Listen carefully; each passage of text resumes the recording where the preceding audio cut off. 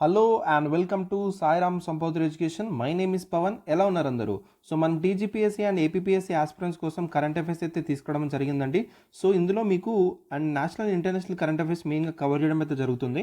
So మన current affairs అనేవి ఎంత లేదన్నా ఒక 25 నుంచి 30 క్వశ్చన్స్ అయితే రావడం జరుగుతుందండి. మీరు టీజీపీఎస్సీ గ్రూప్ 1 కానీ గ్రూప్ 2 కానీ గ్రూప్ 3 కానీ గ్రూప్ 4 కానీ పేపర్ 1లో చూసినట్టయితే 25 నుంచి 30 క్వశ్చన్స్ దిగుతున్నాయండి డైరెక్ట్ కరెంట్ అఫైర్స్ నుంచి. ఓకేనా? సో కరెంట్ అఫైర్స్ అనేది చాలా ఇంపార్టెంట్ కాబట్టి మీరు ఎగ్జామ్కి ఒక 1 మంత్ కూర్చొని 12 మంత్స్ కరెంట్ అఫైర్స్ కవర్ చేయడం అనేది ఇట్స్ ఇంపాసిబుల్ థింగ్ అనమాట. అవన్నీ గుర్తుపెట్టుకోవాలి అని వేరే సబ్జెక్ట్స్ చదవాలి. సో డైలీ ఒక 1-2 అవర్స్ అయితే కరెంట్ అఫైర్స్ మీద స్పెండ్ చేయండి. సో ఇక్కడ మీకు ఈ ఛానల్లో సాయిరామ్ సంపూర్ణ ఎడ్యుకేషన్ ఛానల్లో మీకు కరెంట్ అఫైర్స్ అనేవి అందించడం అనేది జరుగుతుందన్నమాట. ఓకేనా? సో జస్ట్ ఒక 1 అవర్ అయితే ఉంటుంది మీ క్లాస్. వీడియోని అయితే 1.25 1.5 స్పీడ్లో పెట్టుకొని అయితే చూడండి. మీకు కావాల్సిన కంటెంట్ ఇన్ఫర్మేషన్ అయితే మీకు ఇక్కడ దొరుకుతుంది. ఓకేనా? అండ్ పర్టికులర్ పీడిఎఫ్ అనేది మీకు సాయిరామ్ సంపత్రావు టెలిగ్రామ్ ఛానల్లో మీకు దొరుకుతుందన్న, అక్కడ అవైలబుల్ ఉంటుంది. పీడిఎఫ్ డౌన్లోడ్ చేసుకొని అక్కడ మీరు తీసుకోవచ్చు. ఓకేనా? So let's get into the discussion అండి. సో ఈ రోజు మనకు 10 టాపిక్స్ అయితే ఉండింది. ఓకేనా? సో నిన్న మీకు పీడిఎఫ్ అయితే అందించలేదు డ్యూ టు కొంచెం టెక్నికల్ ఇష్యూ అన్న, సారీ ఫర్ దట్. సో ఈ రోజు నుంచి మీకు డెఫినెట్గా డైలీ పీడిఎఫ్స్ అయితే ప్రొవైడ్ చేయడమే జరుగుతుంది. ఓకేనా? సో ఈరోజు మనము Iraq sinking into earth. So మెయిన్గా ఇరాక్ అనేది ఎర్త్లోకి సింకింగ్ అవుతుందని మన న్యూస్లో రావడం జరిగిందండి. ఇక్కడ మనకి మెయిన్గా జాక్రోస్ మౌంటైన్ గురించి నేర్చుకోవాలి. ఓకేనా? సో దీని గురించి ఇన్ డీటెయిల్గా మనం మాట్లాడదాం. నెక్స్ట్ మనకి UNESCO heritage sites for 12 forts of Shivaji. So 12 forts of Shivaji ఏవైతే ఉన్నాయో అవి యునెస్కో హెరిటేజ్ స్టేటస్ అనేది తేవాలని చెప్పేసి వాళ్ళు మాట్లాడుకోవడం జరిగింది. దీని గురించి కూడా మాట్లాడదాం. అండ్ యునెస్కో హెరిటేజ్ స్టేటస్ రావడానికి గల క్రైటీరియా ఏంటనేది మనకి చాలా చాలా ఇంపార్టెంట్. దీనికి అడగడానికి మనకి ఛాన్స్ ఉంటాయి. ఓకేనా? అది చూద్దాం. నెక్స్ట్ మనకి టీ హార్స్ రోడ్ అని మనకి న్యూస్లో ఉందండి. ఈ టీ హార్స్ రోడ్ అని ఎక్కడ ఉంది, అసలు ఏంటి అనేది, దాని యొక్క ఇంపార్టెన్స్ ఏంటని మనం చూద్దాం. Srisailam left bank canal tunnel. So మనకి రీసెంట్గా చూసినట్టయితే తెలంగాణలో శ్రీశైలం లెఫ్ట్ బ్యాంక్ కెనాల్లో మనకి చాలామంది వర్కర్స్ అనేది దాంట్లో కొంతమంది చనిపోయారు కదా. సో ఇది హాట్ టాపిక్గా మారిందన్న. సో ఈ లెఫ్ట్ బ్యాంక్ కెనాల్ గురించి ఇన్ డీటెయిల్గా మనం మాట్లాడదాం. నెక్స్ట్ మనకి వియో చిదంబరం పోర్టు గురించి న్యూస్లో రావడం జరిగిందండి. ఈ పోర్ట్ ఎక్కడ లొకేట్ ఉందన్న విషయం నేర్చుకుందాం. నెక్స్ట్ బుద్ధిస్ట్ రిలిక్స్ ఆఫ్ రత్నగిరిలో బుద్ధిస్ట్ రిలిక్స్ అని బయటపడి అవి ఏంటని మనం చూసుకుందాం. అండ్ అదేవిధంగా జోనల్ కౌన్సిల్ అనేది రీసెంట్గా న్యూస్లో ఉందండి. సో రీసెంట్గా మనకి అమిత్ షా గారి జోనల్ కౌన్సిల్కి వెస్టర్న్ జోనల్ కౌన్సిల్ అనుకుంటా, నాకు తెలిసి నార్థన్ ఈస్టర్న్ కౌన్సిల్. సో దాంట్లో దీనికి హెడ్గా వంచడం జరిగిందనమాట. అసలు జోనల్ కౌన్సిల్స్ ఏంటి అండ్ మనకి ఎక్కడ మనకి పాలిటీలో మెన్షన్ చేయబడిన విషయాలు నేర్చుకోవాలి. అండ్ కల్టివేటింగ్ ద ఫ్యూచర్, ఈ పర్టికులర్ పాయింట్ మనకి పిఐబిలో జరిగిందండి. సో దీని గురించి కూడా చూసుకుందాం. And India point the 12th regional 3R circular forum of Asia and the Pacific Ocean. So ఏదైతే ఇది 13th రీజనల్ తీరాన్ని సర్క్యులర్ ఫారం ఇన్ ఏషియా ఏదైతే ఉందో, ఇండియా అనేది పర్టికులర్ దానికి హోస్ట్గా ఉంటుందని న్యూస్లో రావడం జరిగింది. ఇది కూడా మనకి పిఐబి నుంచి వచ్చిందనమాట. సో దీని గురించి కూడా చదువుకుందాం. అండ్ అదేవిధంగా టీబీ ముక్త్ భారత్ అభియాన్ ఏదైతే ఉందో, ఇది దీని మీద కొన్ని అప్డేట్స్ రావడం జరిగింది. ఇది కూడా మనకి పిఐబిలో వచ్చిందండి. సో దీని గురించి కూడా ఇన్ డీటెయిల్గా మనం మాట్లాడదాం. ఓకేనా? సో ఈ ఒక పర్టికులర్ టాపిక్స్ మనం ఇన్ డీటెయిల్గా కవర్ చేయడం జరుగుతుందండి. సో డిస్కషన్స్ అయితే చేద్దాము. సో ప్రతి ఒక్కటి మనకి ఎగ్జామ్ పర్స్పెక్టివ్లో ఏది ఇంపార్టెంట్ అని వాటినే నేను తీసుకొచ్చి మీతో మాట్లాడడం అయితే జరుగుతుందన్నమాట.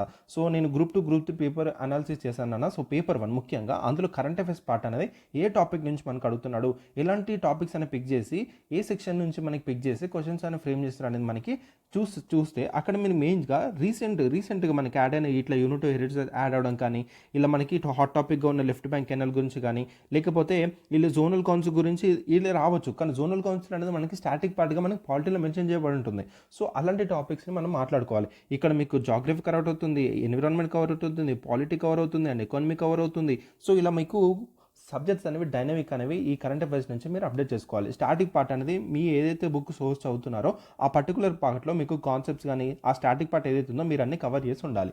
ఓకేనా? సో దాంతోపాటు వస్తున్న న్యూస్లో ఏమున్నాయి, ఏ సబ్జెక్ట్ పరంగా వస్తున్నాయి, అవన్నీ మీరు అప్డేట్ చేసుకుంటూ ఉండాలి. ఓకేనా? రైట్. అట్లయితే మీ ప్రిపరేషన్ అనేది కొనసాగుతుంటుంది. And one of the most important part note making. So నేను ఫస్ట్ క్లాస్ నుంచి చెప్తున్నాను నోట్ మేకింగ్ అనేది. సో మీకు A4 షీట్ అనేది ఇలా తీసుకొని ఇలా మధ్యలో లైన్ కొట్టేసి అటు సైడ్ నోట్ మేకింగ్ అనేది చేసుకోండి. జస్ట్ నేను ఒక టాపిక్ మీద ఆ టాపిక్ మీద ఏ పాయింట్స్ ఇంపార్టెంట్ అని చెప్తున్నాను కాబట్టి ఆ పాయింట్స్ మీరు నోట్ చేసుకుంటే సరిపోతుంది. ఓకేనా? రైట్. డిస్కషన్లకు వెళ్ళిపోయే ముందు సాయిరామ్ సంపూర్ణ ఎడ్యుకేషన్ ఛానల్లో మీకు హ్యాపీ మహాశివరాత్రి సేల్ అనేది జరుగుతుందండి. ఇక్కడ చూసినట్టయితే ఆల్ కోర్సెస్ మీద మీకు 50% అయితే ఆఫర్ రావడం జరుగుతుంది. ఈ పర్టికులర్ ఆఫర్ అనేది మీకు ఫిబ్రవరి 20th వరకే ఉంటుంది. సో ఈ యొక్క ఆపర్చునిటీ అయితే గ్రాబ్ చేసుకోండి. So TSPSC and APPSC group 1 మీకు 5,000కి అందించడం జరుగుతుంది. And TGPSC and APPSC group 2 వచ్చేసి మీకు 2,500కి అందించడం జరుగుతుంది అనమాట. ఓకేనా. సో చాలా కాంప్రహెన్సివ్ క్లాస్ అయితే అందించడం జరిగింది. అండ్ పీడిఎఫ్ నోట్స్ కూడా ఉన్నాయి. అండ్ అదేవిధంగా ఇందులో కూడా మీకు టెస్ట్లు కూడా ఇంక్లూడ్ అవ్వడం జరిగిందనమాట. ఓకేనా. So let's get into the discussions అండి. So why is Iraq sinking in to the earth? Iraq అనేది ఎర్త్లోకి ఎందుకు సింక్ అవుతుందని మనకు అడుగుతున్నాడు అనమాట. సో చాలా ఇంపార్టెంట్. సో చూసుకుందాం. సో రీసెర్చర్స్ వాళ్ళు కొంతమంది రీసెర్చర్స్ ఏం చేశారంటే ఈ పర్టికులర్ ఓషనిక్ స్లాబ్ ఏదైతే ఉందో ఎర్త్ సర్ఫేస్ కింద అది పుల్లింగ్ అవుతుంది, ఇరాక్ అనేది టోటల్గా డౌన్ వెళ్ళిపోతుందని చెప్పడం జరుగుతుందనమాట. ఈ కాన్సెప్ట్ మీకు అర్థం కావాలంటే మీకు జియోమార్ఫిక్ ప్రాసెస్లో మనకు ఒకటి ఉంటుందండి. జియోమార్ఫిక్ ప్రాసెస్లో మనకి కాంటినెంటల్ ప్లేట్స్, ఓషన్ ప్లేట్స్ ఇవన్నీ ఉంటాయి అనమాట. ఆ పర్టికులర్ టెక్టానిక్ యాక్టివిటీ అనేది ఏ విధంగా జరుగుతుందని మనకి చాలా ఇంపార్టెంట్. ఇది మీకు జాగ్రఫీలో one of the most important concept అనమాట.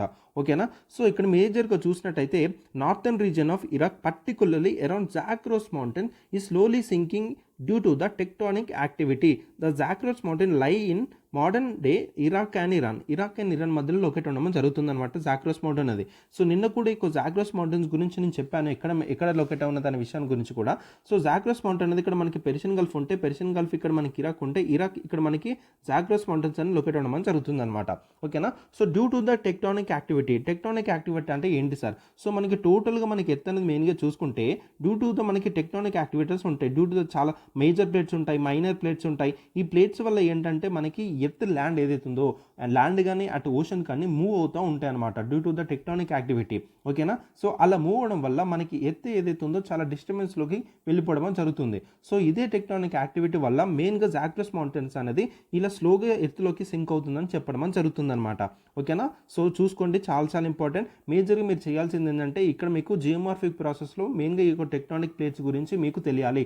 చాలా ఇంపార్టెంట్. మీకు మేజర్ ప్లేట్స్ ఉంటాయి అండ్ అదేవిధంగా మీకు మైనర్ ప్లేట్స్ కూడా ఉంటాయండి. ఓకేనా. సో చాలా ఇంపార్టెంట్. మన ఇండియన్ ప్లేట్ ఏదైతే ఉందో మన ఇండియన్ ప్లేట్ అండ్ అదేవిధంగా యూరేషియన్ ప్లేట్ రెండు కొలాడడం వల్ల ఇలా కాంటినెంటల్ అప్లిఫ్మెంట్ జరగడం వల్ల హిమాలయస్ అని ఫామ్ అవడం జరిగిందనమాట.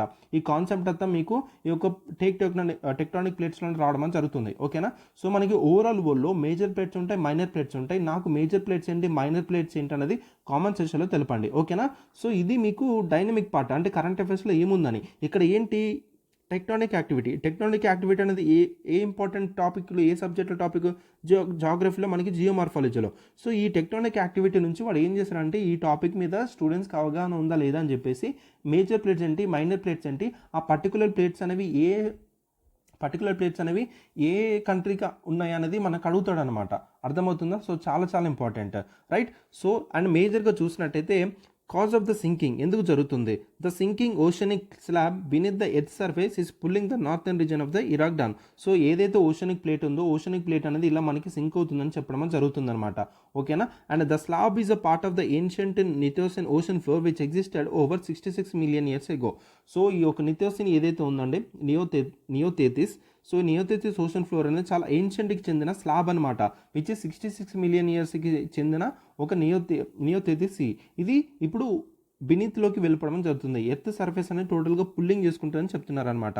Okay. The slab is splitting and sinking in to the earth mantle, a process that tens of millions of years.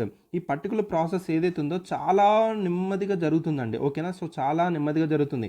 Even ఇప్పుడు దానికి బెస్ట్ ఎగ్జాంపుల్ మన హిమాలయస్ ఏవైతే ఉన్నాయో due to the continental upliftment ద్వారా ఈ హిమాలయస్ అనేవి ఇంకా ఇంక్రీజ్ అవుతూనే ఉన్నాయన్నమాట. ఓకేనా. సో ఈ పర్టికులర్ ప్రాసెస్ ఏదైతే ఉందో సింకింగ్ అంటే ఒకటిసారి మొత్తం పడిపోదండి. ఇది చాలా నెమ్మదిగా మనకి ప్రాసెస్ అనేది జరుగుతుందన్నమాట. సో అది చాలా ఇంపార్టెంట్, మీరు గుర్తుపెట్టుకోవాల్సింది. సో మీరు చేయాల్సింది ఏంటంటే మీరు జియోమార్ఫిక్ ప్రాసెస్లో టెక్టానిక్ ప్లేట్స్ గురించి మీరు చదువుకోవాలి. ప్లేట్ టెక్టానిక్స్ అనే టాపిక్ ఉంటుంది, చాలా ఇంపార్టెంట్. ఓకేనా. సో అందులో మీకు ప్లేట్ టెక్టానిక్స్ వస్తుంది అండ్ అదేవిధంగా ఈ కాన్సెప్ట్ ఎవరిచ్చారని వస్తుంది అండ్ అదేవిధంగా మీకు కన్వెన్షన్స్ కరెంట్ అనేది వస్తుంది. కన్వెన్షన్స్ కరెక్షన్ వచ్చిన తర్వాత మీకు టోటల్గా టాపిక్ అర్థమైపోతుంది అనమాట. ఓకేనా. సో టోటల్ ఎర్త్ సర్ఫేస్ గురించి మీరు చదువుకోవాలి. So mantle, crust, core, so ఎక్కడెక్కడ మనకు ఉంటాయనే విషయాల గురించి మీకు ఇవన్నీ తెలియాలి. ఇది మీరు చేయాల్సిన హోంవర్క్. ఓకేనా. సో జస్ట్ నేను న్యూస్లో ఉంది ఏంటంటే due to the tectonic activity వల్ల జాగ్రోస్ మౌంటైన్స్ అనేవి టోటల్గా సింక్ అవుతున్నాయి. ఇది ఎక్కడ లొకేట్ ఉందనే విషయం మనం న్యూస్లో చదువుకుంటాం. దాని వెనకాల జరిగే ప్రాసెస్ స్టాటిక్ పార్ట్ అంతా మీరు సబ్జెక్ట్లో చదువుకోవాలి. ఇది మీరు చేయాల్సిన హోంవర్క్. ఓకేనా, రైట్.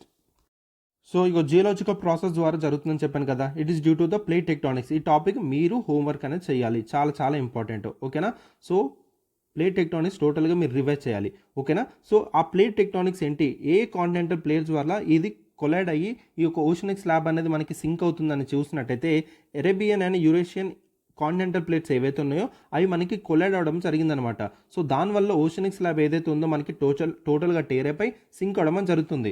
సో ఇలా మనకి ఏషియన్ అరేబియన్ ప్లేట్ అదేవిధంగా యూరేషియన్ ప్లేట్ అనేవి ఇలా రెండు కొలైడ్ అవడం జరిగిందనమాట. ఓకేనా. సో ఇలా రెండు కొలైడ్ అవడం వల్ల ఏదైతే ఓషనిక్ ఫ్లోర్ ఏదైతే ఉందో అది టోటల్గా స్ప్లిట్ అయిపోయి అది మనకి సింక్ అవ్వడం జరుగుతుంది. ఓకేనా.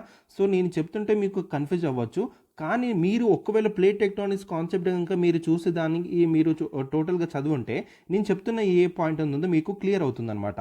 ఓకేనా. So this process extremely slow and occurs over millions of years beyond human time scales. ఈ పర్టికులర్ ప్రాసెస్ ఏదైతే ఉందో ఒకటిసారి సడన్గా మనకి అవ్వదండి. ఓకేనా. ఒకటిసారి సడన్గా కొలైడ్ అవ్వవు, అది చాలా నెమ్మదిగా జరుగుతుంది అనమాట. ఓకేనా. సో డ్యూ టు ద మనకి కింద ఏవైతే మనకి ఎర్త్ ఉందో, ఎర్త్ మనకి క్రస్ట్ ఉంటుంది, మ్యాంటిల్ ఉంటుంది, కోర్ ఉంటుంది. ఈ మ్యాంటిల్లో మనకి ఏంటంటే మ్యాగ్మా ప్రజెంట్ ఉంటుందన్నమాట.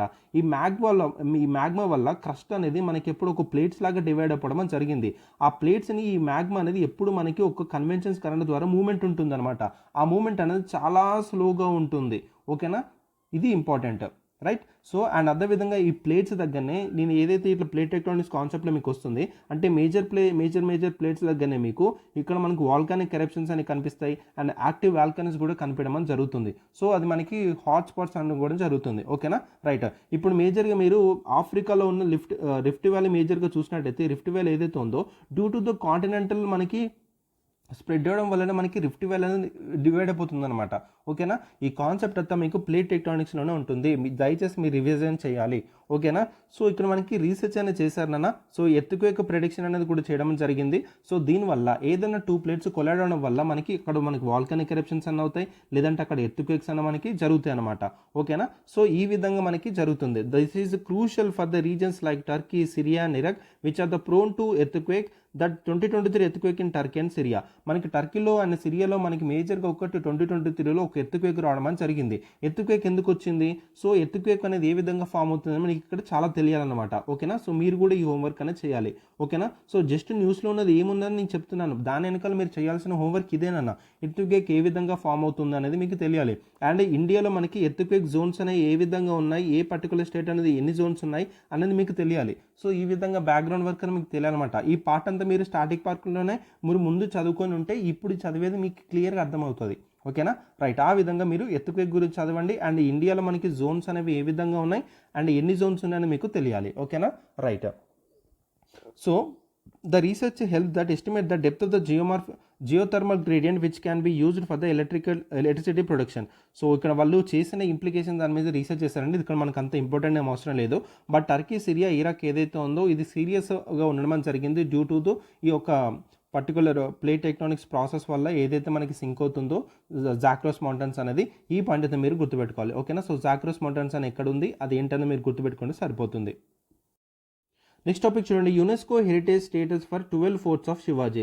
సో శివాజీకి సంబంధించిన మనకి 12 ఫోర్ట్స్ ఏవైతే ఉన్నాయో యునెస్కో హెరిటేజ్ స్టేటస్ రావాలని చెప్పేసి రీసెంట్గా ఒక మీట్ అయితే వెళ్ళడం జరిగింది. So Maharashtra minister culture affairs and information technology led delegation left to Paris to get UNESCO world heritage status for the Chhatrapati Shivaji Maharaj for forts developed between the 17th and 19th century. So Chhatrapati Shivaji Maharaj garu మనకి 17th and 19th century టైంలో forts అని develop చేయడం జరిగిందనమాట.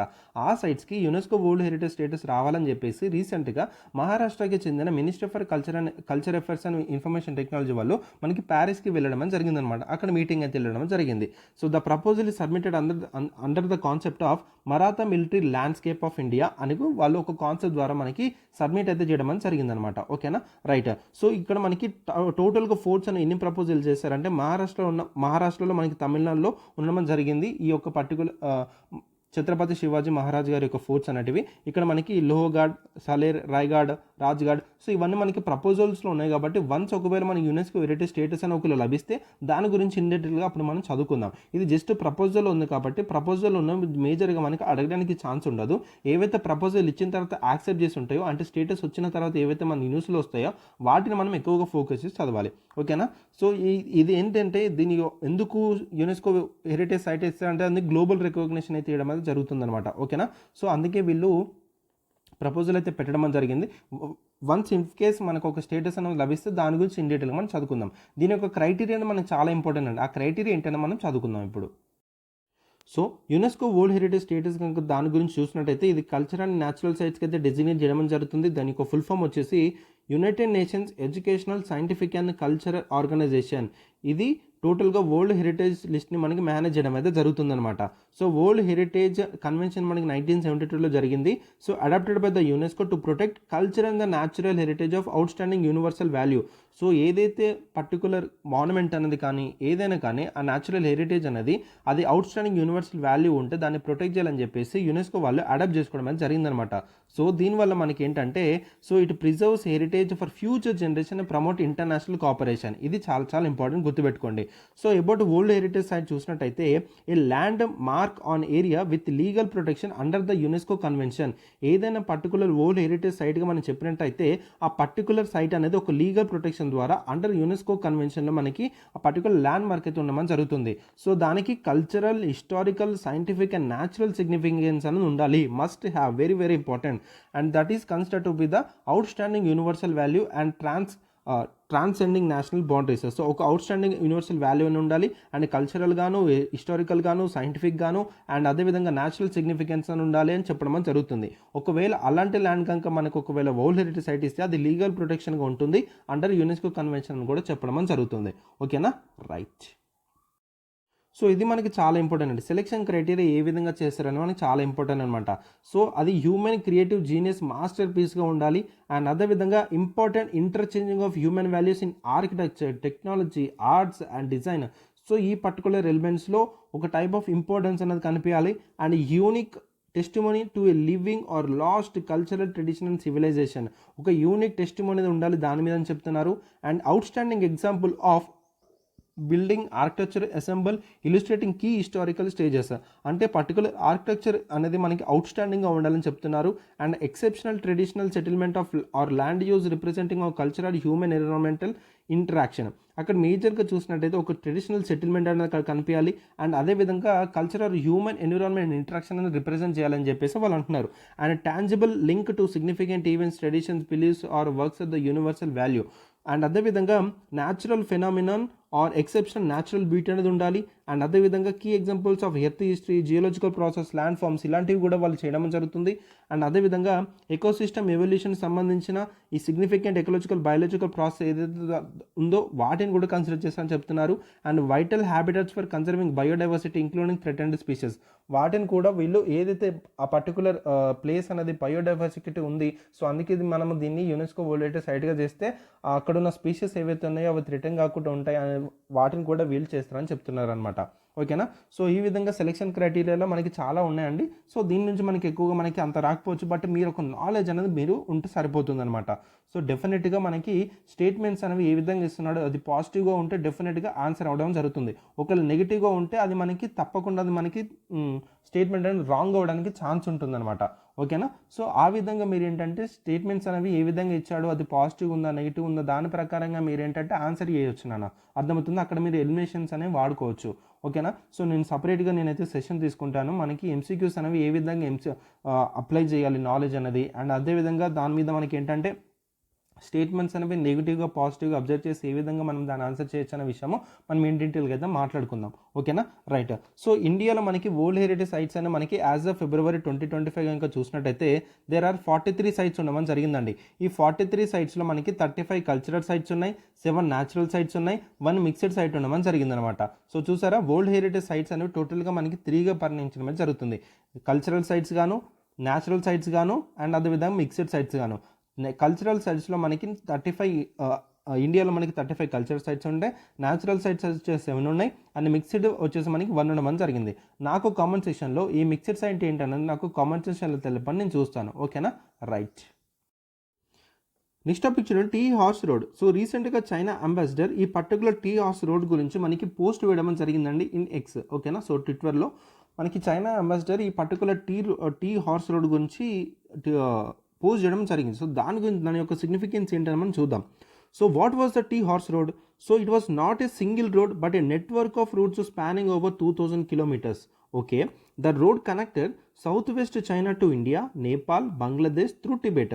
So ఈ విధంగా మనకి కోల్కతా నుంచి ఈ విధంగా మనకి టిబెట్, చైనా అండ్ అదేవిధంగా మేము చూసినట్టయితే నేపాల్, బంగ్లాదేశ్తో కనెక్ట్ అవ్వడం జరిగింది. ఓకేనా. సో ఇది ఒక సింగిల్ రోడ్గా కాదు, it is a network of roads. దాదాపు 2000 కిలోమీటర్ లాగా మనకు కనిపించడం జరుగుతుంది.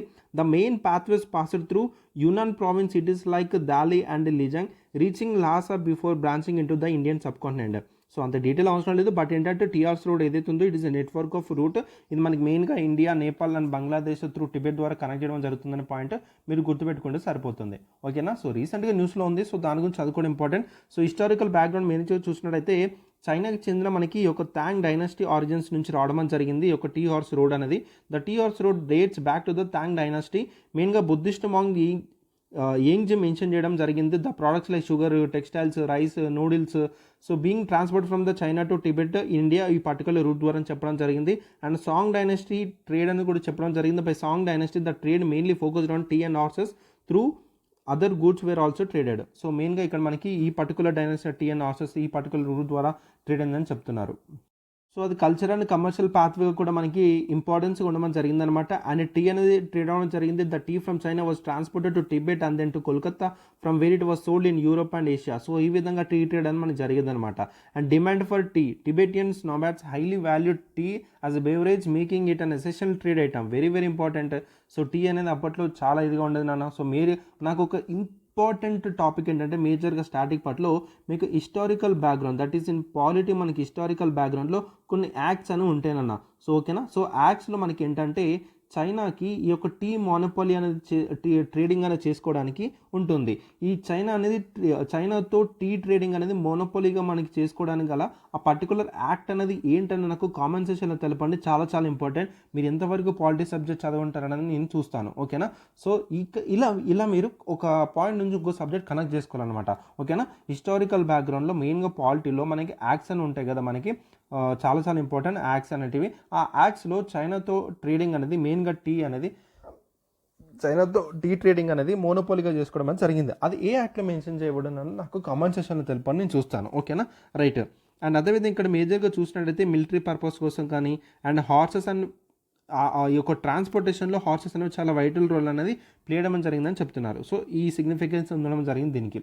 ఓకేనా. Right. Just tea horse road అంటే ఏంటి అనేది నేర్చుకున్నాం, సరిపోతుంది. ఇక్కడ అంత ఇంపార్టెంట్ అయితే లేదు, బట్ మీరు ఈ పార్ట్ అనేది చదువుకోవాలి. ఇది చాలా ఇంపార్టెంట్ అవుతుంది. ఓకేనా. రైట్. నెక్స్ట్ చూడండి, Srisailam left bank canal tunnel. So రీసెంట్గా ఒక పోర్షన్ ఆఫ్ రూఫ్ ఏదైతే ఉందో టోటల్గా కొలాప్స్ అవడం జరిగింది. అందులో 8 పీపుల్ అనే వాళ్ళు ట్రాప్ అవడం జరిగింది, అందులోనే ఉన్నారు. సో రెస్క్యూ ఎఫర్ట్స్ అయితే చేస్తున్నారు. దాదాపు కంట్రీ టాప్ 9 ఏజెన్సీస్ అనేవి అక్కడ మనకి కోఆర్డినేట్ చేసి రెస్క్యూ ఎఫర్ట్స్ చేస్తున్నారు. Indian army, Indian navy, national disaster response, so Hyderabad disaster response వాళ్ళు, సో అదేవిధంగా వేరే మనకి చాలామంది రావడం జరిగిందనమాట. ఏజెన్సీస్ వాళ్ళు చాలా రెస్క్యూ ఎఫర్ట్స్ పెట్టడం జరిగిందనమాట. So it is an very unfortunate situation. So మనకి దాదాపు 8 పీపుల్ అందులో మనకి కొలాప్స్ అయిపోయి దాంట్లో ట్రాప్ అవడం జరిగింది. సో గవర్నమెంట్ కూడా కొన్ని ఎఫర్ట్స్ అయితే పెట్టడం జరుగుతుంది. సో ఇందులో భాగంగా ఈ టాపిక్ మీద మనకి అసలు ఈ శ్రీశైలం లెఫ్ట్ బ్యాంక్ కెనాల్ అంటే ఏంటన్నది మనం ఇక్కడ నేర్చుకుందాం. ఓకేనా. So the tunnel is being touted as a world's longest irrigation టనల్గా చెప్పడం జరుగుతుందన్నమాట. ఓకేనా. రైట్. సో ఇది ఇప్పుడు నుంచి కడుతుంది కాదనన్నా. సో దాదాపు చాలా రోజుల నుంచి మనకు ఉండడం జరిగిందనమాట. So the agreement to build the SLBC tunnel was made in 2005 during the regime of the late YS Rajasekhara Reddy. ఆ టైంలోనే మనకి స్టార్ట్ చేయడం జరిగింది. ఓకేనా. సో ఇది మొన్న కడుతుంది కాదు. So the tunnel is being construct on the left bank of the Srisailam reservoir in Telangana and runs through Nallamala hills in the Nagar Kurnool district. ఇది ఇంపార్టెంట్. మీకు ఈ పాయింట్ మీకు చాలా చాలా ఇంపార్టెంట్, మనకు అడగడానికి ఛాన్స్ ఉంటుంది. ఓకేనా. సో ఆ పర్టికులర్ టాపిక్ మీద మనకి ఏంటంటే దానికి సంబంధించిన స్టాటిక్ పార్ట్ అని మనం చదువుకోవాలి. అది మీరు చేయాల్సిందనమాట కరెంట్ అఫైర్స్లో. ఓకేనా. సో ఇది మనకి శ్రీశైలం రిజర్వాయర్కి లెఫ్ట్ బ్యాంక్లో మనకి కన్స్ట్రక్ట్ చేయడం జరుగుతుంది. అది ఇక్కడ మనకి ఇది దేని త్రూ రన్ అవుతుంది, నల్లమల్ల హిల్స్ నాగర్ కర్నూల్ డిస్టిక్లో మనకి రన్ అవ్వడం జరుగుతుంది. సో నల్లమల్ల హిల్స్ ఏవైతే ఉన్నాయో ఏ డిస్టిక్ వరకు స్ప్రెడ్ అనేది నాకు కామెంట్ సెక్షన్లో తెలపని నేను చూస్తాను. సో నాగర్ కర్నూల్తో పాటు ఇంకో డిస్టిక్ కూడా మనకి స్ప్రెడ్ అవ్వడం జరుగుతుంది. ఆ డిస్టిక్ ఏంటో నాకు కామెంట్ సెక్షన్లో తెలపండి. దాదాపు the tunnel is 400 meters below the Amrabad tiger reserve. So Amrabad tiger రిజర్వ్కి మనకి ఒక 400 meters బిలోనే మనకి లొకేట్ అవ్వడం జరిగింది. సో దీని యొక్క పర్పస్ ఏంటి, the tunnel would draw 30 TMC of water to irrigate 4 lakh acres in the drought prone area of Nalgonda and Khammam district in Telangana. So ఈ పాయింట్ మీరు గుర్తుపెట్టుకోవాలండి. సో మేజర్గా శ్రీశైలం లెఫ్ట్ బ్యాంక్ కెనాల్ ఏదైతే ఉందో మనకి నల్గొండ అండ్ ఖమ్మం డిస్ట్రిక్ట్లో ఈ యొక్క ఇరిగేషన్ ప్రొవైడ్ చేయడానికి ఫర్ ద 4 lakh acres మనం ప్రొవైడ్ చేయడానికి దాదాపు 30 TMC వాటర్ అనేవి ఈ పర్టికులర్ లెఫ్ట్ బ్యాంక్ కెనాల్ నుంచి తీసుకొస్తారని చెప్పేసి కన్స్ట్రక్ట్ చేయడం జరిగిందనమాట. ఓకేనా. సో ఇక్కడ మీరు గుర్తుపెట్టుకోవాల్సిన విషయాలు ఏంటంటే ఇక్కడ మీకు వరల్డ్స్ లాంగెస్ట్ ఇరిగేషన్ టనల్ అని చెప్తున్నారు. అండ్ అదేవిధంగా ఇది ఎక్కడ మనకి కన్స్ట్రక్ట్ అవుతున్న లొకేషన్ గుర్తుపెట్టుకోండి అండ్ దీని యొక్క పర్పస్ ఏంటి. ఓకేనా. సో ఈ పాయింట్స్ అని మీరు గుర్తుపెట్టుకోవాలి. ఓకేనా. సో చాలా చాలా ఇంపార్టెంట్. అండ్ దీని యొక్క స్టార్టింగ్ అని మనం చూసినట్టయితే ఇది 2005లో మనకి వైఎస్ రాజశేఖర రెడ్డి గారు అగ్రిమెంట్ అయితే చేసుకోవడం జరిగిందనమాట. SLBC టనల్ అది కన్స్ట్రక్ట్ చేద్దామని. ఓకేనా. రైట్. సో టనల్ యొక్క ఫీచర్స్ ఇంకా మనం చూసినట్టయితే ఇట్ స్ట్రెచెస్ 44 kilometers అండి. సో శ్రీశైలం నుంచి దేవరకొండ వరకు స్ట్రెచ్ అయింది విత్ 44 kilometers తోటి. And 360 degrees of the tunnel is lined with pre fabricated cement blocks to prevent collapse and seepage. So అయినా కానీ మనకి కొలాప్స్ అవడం జరిగింది. సో దానికి గల రీజన్స్ ఏంటని మనకి తెలియదు. బట్ కొన్ని కారణాల వల్ల అయితే అది అన్ఫార్చునేట్ సిచ్యువేషన్ అని చెప్పొచ్చు. దాదాపు 8 people అనే వాళ్ళు 8 మంది దాంట్లో ఇరుక్కుపోవడం జరిగింది. ఓకేనా. So the tunnel is built using tunnel boring మిషన్స్తో మనకి బిల్డ్ చేయడం జరుగుతుంది. ఓకేనా. సో ఇక్కడ మీకు 44 kilometers అయితే గుర్తుపెట్టుకుంటే సరిపోతుంది. రైట్. నెక్స్ట్ టాపిక్ చూడండి. విఓ చిదంబరం పోర్ట్ అనేది మన న్యూస్లో ఉందండి. సో ఎందుకంటే సో ఈ యొక్క VOC పోర్ట్ అథారిటీ వాళ్ళు ఈ యొక్క possibility of setting ship building facility అనేది ఇన్ తూట్కోడిలో మనకి ఎక్స్ప్లెయిన్ చేస్తున్నారని చెప్పేసి న్యూస్లో రావడం జరిగింది. సో పోర్ట్ గురించి కొన్ని ఇంపార్టెంట్ ఫ్యాక్ట్స్ అయితే తెలుసుకుందాం సరిపోతుంది. Right. So VO Chidambaram port was formally known as Tuticorin port అని పిలిచేవాళ్ళనమాట. ఓకేనా. సో ఈ పాయింట్ అనేది మీరు గుర్తుపెట్టుకోండి. ఓకేనా. It's situated on the south east coast of India along gulf of Mannar. ఓకేనా. రైట్. సో గల్ఫ్ ఆఫ్ మన్నార్లో సౌత్ ఈస్టర్న్ కోస్ట్ ఆఫ్ ఇండియాలో మనకి సిచ్యువేట్ అవ్వడం జరిగింది. దీనికి స్ట్రాటజిక్ ఇంపార్టెన్స్ కూడా ఉండడం జరిగిందండి. So port is position near the east west international sea route దగ్గర మనకి అక్కడ లొకేట్ అవ్వడం జరిగిందనమాట. ఓకేనా. సో పోస్ట్ క్లాస్ నుంచి చూసినట్లయితే it is a major port ఉండడం జరిగింది. మన మైనర్ పోర్ట్స్ ఉంటాయి, మేజర్ పోర్ట్స్ కూడా ఉంటాయి. సో మీరు ఏం చేయాలంటే మనకి మేజర్ పోర్ట్స్ మైనర్ పోర్ట్స్ ఏంటో మీరు మ్యాపింగ్ అయితే చేసుకొని పెట్టుకోండి. ఓకేనా. రైట్. సో ఇది ఒక ఆర్టిఫిషియల్ పోర్ట్, అంటే న్యాచురల్ పోర్ట్ అయితే కాదు, ఇది ఒక ఆర్టిఫిషియల్ పోర్ట్ అనమాట. So the port is well sheltered from storms and cyclonic winds ensuring smooth and uninterrupted operations. So ఇటువంటి టైప్ ఆఫ్ అడ్వాంటేజెస్ ఉన్నాయి. అండ్ అదేవిధంగా deep water all weather port that functions round the clock and 365 days a year. So దాని యొక్క operational capacity గురించి చెప్తున్నారు. So ఇదంత అవసరం లేదు, ఎక్కడ లొకేట్ ఉంది, అది major port, artificial port and formal నుండి టూటికోన్ పోర్ట్ అని పిలిచేవాళ్ళు. ఓకేనా. రైట్. నెక్స్ట్ టాపిక్ చూడండి. The Buddhist relics of Ratnagiri. So రీసెంట్గా రత్నగిరిలో ఈ బుద్ధిస్ట్కి సంబంధించిన రిలిక్స్ అనేవి అక్కడ మనకు కనిపించడం జరిగింది, బయటపడ్డాయని చెప్పారు. సో దాని గురించి చదువుదామని. అసలు రత్నగిరి ఎక్కడ లొకేట్ ఉందంటే ఒడిశాలోని జాజ్పూర్ డిస్ట్రిక్ట్లో లొకేట్ అవ్వడం జరిగింది. The site is surrounded by the Brahmani, Kimiri and Birupa rivers. ఈ పర్టికులర్ రివర్స్తో మనకి పర్టికులర్ రత్నగిరి సైట్ అనేది సరౌండ్ అయి ఉందని చెప్పడం జరుగుతుంది. So it is a significant Buddhist heritage site renowned for its ancient monastery stupas and intricate sculptures. So అదొక బుద్ధిస్ట్ హెరిటేజ్ సైట్ అండి. అక్కడ మనకి బుద్ధిస్ట్ సంబంధించిన రిలిక్స్ అనేవి, ఏన్షియన్ మోనస్ట్రీస్ అనేవి, స్తూపాస్ అనేవి బయటపడ్డ అయితే చెప్పడం జరుగుతుంది అనమాట. సో దీని యొక్క హిస్టారికల్ సిగ్నిఫికెన్స్ మనం చూసినట్టయితే రత్నగిరి యొక్క మీనింగ్ ఏంటంటే హిల్ ఆఫ్ జ్యువెల్స్ అని అర్థం అనమాట. So flourished as a major Buddhist centre from the 5th to 13th century CE. So మనకి 5th to 13th century CE టైంలో మేజర్ బుద్ధిస్ట్ సెంటర్గా మనకి ఫ్లరిష్ అవ్వడం జరిగింది ఈ రత్నగిరి అనేది. రత్నగిరి అంటే మీనింగ్ అర్థం ఏంటి? హిల్ ఆఫ్ జ్యువెల్స్ అని అర్థం. It played a pivotal role in development of the Vajrayana school of Buddhism. మేజర్గా మీరు చూసినట్టయితే సో బుద్ధిజంలో మనకి కొన్ని సెక్ట్స్గా మనకి డివైడ్ అవ్వడం జరిగిందండి. సో మీరు చేయాల్సిన హోంవర్క్ ఇదే. ఓకేనా. సో బుద్ధిజంలో మనకి మేజర్ సెక్ట్స్ డివైడ్ అయిన ఆ సెక్ట్స్ నేమ్స్ ఏంటి అనేది మనకి చాలా చాలా ఇంపార్టెంట్. ఓకేనా. సో బుద్ధిస్ట్ నుంచి మళ్ళీ వేరే సెక్ట్స్ అనేవి మనకి పుట్టుకురావడం జరిగింది. ఓకేనా. సో అది మీకు చాలా చాలా ఇంపార్టెంట్. సో ఇది మీరు చేయాల్సిన హోంవర్క్. అండ్ అదేవిధంగా మనకి బుద్ధిస్ట్ కౌన్సిల్స్ అనేవి మనకి చాలా చాలా ఇంపార్టెంట్ అండి. సో ఆ బుద్ధిస్ట్ కౌన్సిల్స్ అనేవి ఎన్ని అయ్యాయి అండ్ అదేవిధంగా ఎక్కడెక్కడ అయ్యాయి అనేది కూడా మనకి చాలా చాలా ఇంపార్టెంట్. ఇది మీరు బ్యాక్గ్రౌండ్ చేయాల్సిన వర్క్. ఓకేనా. సో బుద్ధిస్ట్లో మనకి ఏ టైప్ ఆఫ్ సెక్ట్స్ అని ఉంటాయి, దానికి సంబంధించిన డిఫరెన్సెస్ గురించి చదవాలి. అండ్ వజ్రాయన బుద్ధిజం ఒకటి, హీనాయన బుద్ధిజం ఒకటి, మహాయాన బుద్ధిజం ఒకటి. సో ఇలా మనకి డిఫరెంట్ టైప్ ఆఫ్ సెక్ట్స్గా మనకి డివైడ్ జరిగింది. దానికి సంబంధించిన డిఫరెన్సెస్ అని మీకు తెలియాలి. అండ్ బుద్ధిస్ట్ కౌన్సిల్స్ కూడా మీరు చదవాలి. ఓకేనా. So the sites decline begin in the 13th century due to the invasions but it continue to be active until the 16th century.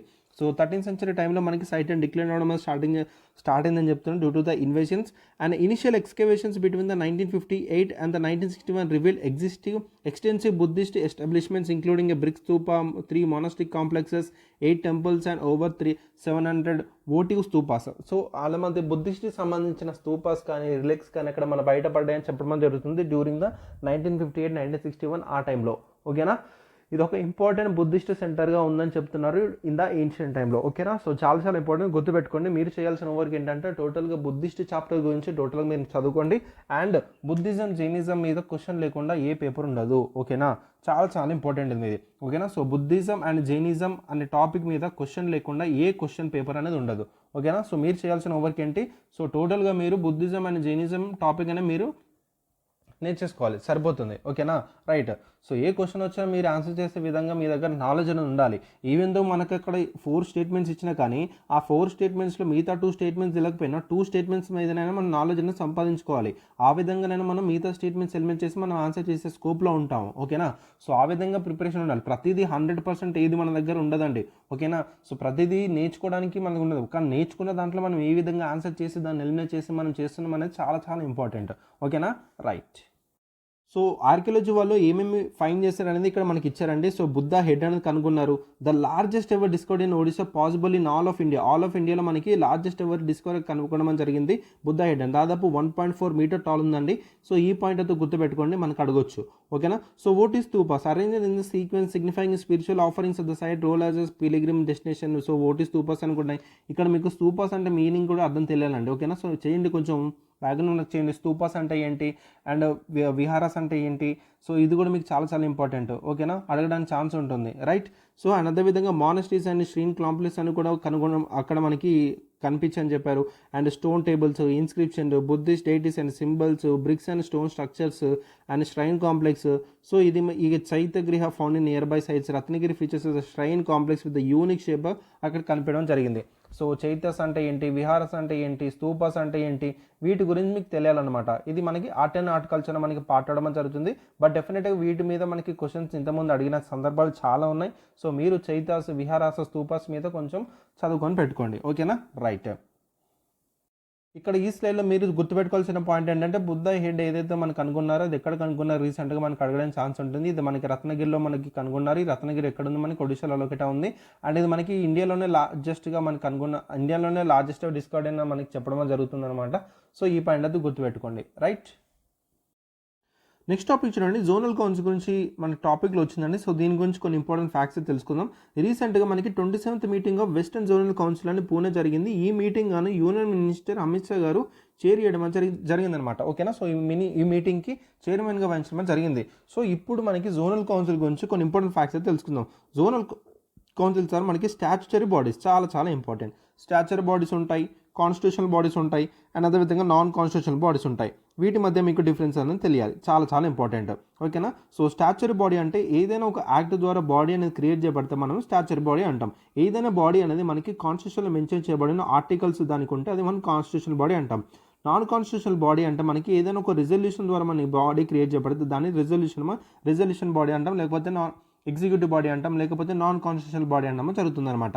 So నాకు నాన్ కాన్స్టిట్యూషనల్ బాడీ ఒక example చెప్పండి, and అదేవిధంగా constitutional body ఒక example చెప్పండి. ఓకేనా, so చాలా చాలా important, comment సెక్షన్లో నేను చూస్తాను, రైట్. సో స్టాచ్యుటరీ బాడీ అంటే ఏంటి, ఏదైనా ఒక యాక్ట్ ద్వారా క్రియేట్ చేయబడితే దాన్ని మనము స్టాచ్యుటరీ బాడీస్ అంటాం. సో జోనల్ కౌన్సిల్స్ అనే మనకి statutory bodies under states reorganisation act 1956 act కింద మనకి క్రియేట్ చేయబడింది కాబట్టి జోనల్ కౌన్సిల్ అనేది స్టాచ్యుటరీ బాడీగా చెప్పడం అనేది జరుగుతుంది. అర్థమైందా, చాలా చాలా important, right. It acts as a regional platform where states within a particular geographical zone can discuss and resolve issues of the common interest. So ఏదైనా పర్టికులర్ ఇష్యూస్ అనేవి కామన్ ఇంట్రెస్ట్ మీద ఉంటే ఆ పర్టికులర్ ఇష్యూస్ అనేవి resolve చేయడానికి, discuss చేసుకోవడానికి ఆ regional ప్లాట్ఫామ్స్గా మనకి ఏర్పడడం అయితే జరుగుతుంది. ఓకేనా, సో ఇది మనకి స్టేట్స్ మధ్య, సెంట్రల్ మధ్య కోఆపరేషన్గా ఉంటుంది, సెంట్రల్ గవర్నమెంట్ స్టేట్స్ మధ్య, and promoting balanced regional development and national integration promote చేయడం జరుగుతుంది. సో ఓకేనా, it serves as the forum for the open dialogue to address interstate disputes, concerns with the primary goal of mitigating regional federalism and linguistic distinctions by encouraging communication and collaboration between the states within a zone. ఇట్లాంటి points అనేది మీకు ఏంటంటే మీకు మెయిన్స్కి ఉపయోగపడడం అనేది జరుగుతుంది, introduction కానీ లేకపోతే కంక్లూజన్ కానీ, ఓకేనా. సో ఇలాంటి పాయింట్స్ అన్ని మీరు మెయిన్స్లో మెన్షన్ చేయబడైతే జరుగుతుంది. సో మనకి ప్రిలిమ్స్లో ఏ విధంగా అడుగుతాడు, ఇది స్టాచర్ బాడీయా కాదా, లేకపోతే ఇది మనకి ఏ విధంగా మనకి హెల్ప్ చేస్తుంది అంటే కోఆపరేషన్ మనకి బిల్డ్ చేయడం అని జరుగుతుంది బిట్వీన్ సెంట్రల్ అండ్ స్టేట్స్ మధ్య అనేది మీరు ప్రిలిమ్స్ రావడానికి ఛాన్స్ ఉంటుంది, రైట్.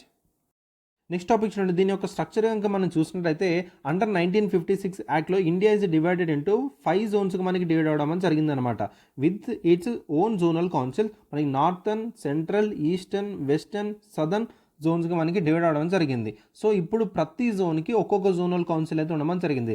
ఇప్పుడు నార్థన్కి నార్థన్ కౌన్సిల్, సెంట్రల్కి సెంట్రల్ కౌన్సిల్, ఈస్టర్న్కి ఈస్టర్న్ కౌన్సిల్, వెస్టర్న్ జోన్కి వెస్టర్న్ కౌన్సిల్, సదర్న్ జోన్కి సదర్న్ కౌన్సిల్. సో ఆ విధంగా. సో ఇప్పుడు మనకి రీసెంట్గా ఏం జరిగింది, మనకి వెస్టర్న్ కౌన్సిల్ మీటింగ్ అయితే జరిగిందని మనం నేర్చుకున్నాం. ఆ మీటింగ్కి మనకి అమిత్ షా గారు మనకి చైర్మన్గా వహించడం అయితే జరిగింది. సో ఓకేనా.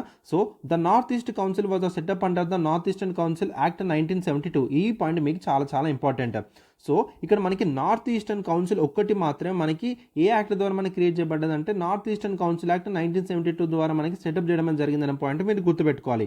కానీ జోనల్ కౌన్సిల్స్ అనేవి, ఈ జోనల్ కౌన్సిల్ అనేది స్టాచర్ బాడీ. దీని స్టాచర్ బాడీ స్టేటస్ అనేది ఎక్కడి నుంచి రావడం జరిగింది, మనకి స్టేట్ రీఆర్గనైజేషన్ యాక్ట్ 1956 యాక్ట్ నుంచి రావడం జరిగింది.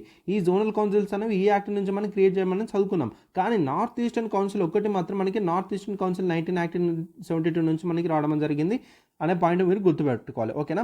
సో ఈచ్ జోనల్ కౌన్సిల్లో మనకి chief minister and other representatives from the states నుంచి మనకి రిప్రజెంట్ చేయడం జరుగుతుంది along with union home minister as a chairman. చాలా చాలా ఇంపార్టెంట్ పాయింట్ ఇది. సో మనకి జోనల్ కౌన్సిల్ ఎవరికి చైర్మన్గా వహిస్తారంటే మనకి యూనియన్ హోమ్ మినిస్టర్ చైర్మన్గా వహించడం జరుగుతుంది. ఇప్పుడు ప్రజెంట్ హోమ్ మినిస్టర్ ఎవరు, అమిత్ షా గారు మనకి యూనియన్ హోమ్ మినిస్టర్గా ఉన్నారు. సో ఇప్పుడు చూసుకుంటే మనకి రీసెంట్గా వెస్టర్న్ జోనల్ కౌన్సిల్కి మీటింగ్ అయినప్పుడు చైర్మన్గా ఎవరు వహించారు, అమిత్ షా గారు మనకి చైర్మన్గా వహించారు. సో ఎందుకు తిని హోమ్ మినిస్టర్ కాబట్టి. సో అర్థమైందా, పాయింట్ కనెక్ట్ అయింది అనుకుంటున్నాను. సో జోనల్ కౌన్సిల్కి చైర్మన్గా వహించేది అంటే యూనియన్ హోమ్ మినిస్టర్ అనమాట. చాలా చాలా ఇంపార్టెంట్ మనం గుర్తుపెట్టుకోండి.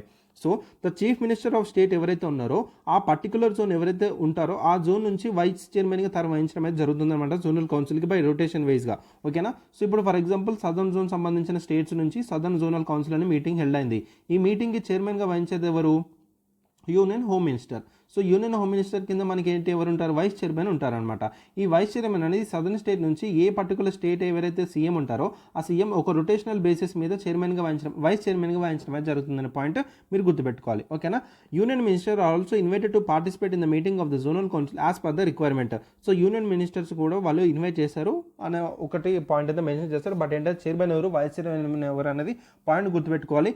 అండ్ అదేవిధంగా నార్త్ ఈస్టర్న్ కౌన్సిల్ ఏదైతే ఉందో మనకి నార్త్ ఈస్టర్న్ కౌన్సిల్ యాక్ట్ 1972 ద్వారా మనకి సెటప్ చేసిన పాయింట్ గుర్తుపెట్టుకుంటే సరిపోతుంది, ఓకేనా. సో ఇక్కడ మీకు చూడండి, ఇక్కడ మనకి zonal council and member states and union territories మనకి northern zonal council, central, eastern, western and southern. ఇక్కడ ఈ నార్థన్లో ఈ పర్టికులర్ స్టేట్, సెంట్రల్లో ఈ పర్టికులర్ స్టేట్, ఈస్టర్న్ జోన్లో ఈ పర్టికులర్ స్టేట్, వెస్టర్న్ జోన్లో ఈ పర్టికులర్ స్టేట్ అండ్ సదర్న్ జోన్లో మనం చూసినట్లయితే Andhra Pradesh, Tamil Nadu, Karnataka, Kerala, Telangana, union territory of Puducherry locate అవ్వడం జరిగిందనమాట, ఓకేనా.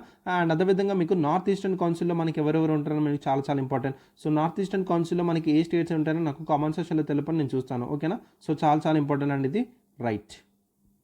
సో ఇక జోనల్ కౌన్సిల్ యొక్క ఫంక్షన్గా మనం చూసినట్టయితే ఇంటర్ స్టేట్స్ ఏవైతే ఉంటాయో లైక్ వాటర్ షేరింగ్ గురించి కానీ, బార్డర్ డిస్ప్యూట్స్ గురించి కానీ అండ్ ఇన్ఫ్రాస్ట్రక్చర్ డెవలప్మెంట్ నుంచి కానీ వాటి ఇష్యూస్ గురించి మనకు అక్కడ డిజాల్వ్ చేసి డిస్కషన్ పెట్టుకొని రిజాల్వ్ అయితే చేసుకుంటారనమాట. సో దీనివల్ల ఏంటంటే కోఆర్డినేషన్ అని ప్రమోట్ అవుతుంది అండ్ సోషల్ ప్లానింగ్ అనేది కూడా వాళ్ళు ఎకనామిక్ సోషల్ ప్లానింగ్ అనేది కూడా తీసుకొని వాళ్ళు మాట్లాడుకోవడం జరుగుతుంది పర్టికులర్ జోన్ గురించి. అండ్ అదేవిధంగా లింగ్విస్టిక్ మైనారిటీస్ సంబంధించిన వాళ్ళు కూడా కన్సర్న్స్ అనేవి అక్కడ వాళ్ళు అడ్రస్ చేయడం జరుగుతుంది. సో కోఆపరేటివ్ ఫెడరలిజం అనేది ప్రమోట్ అవ్వడం జరుగుతుంది.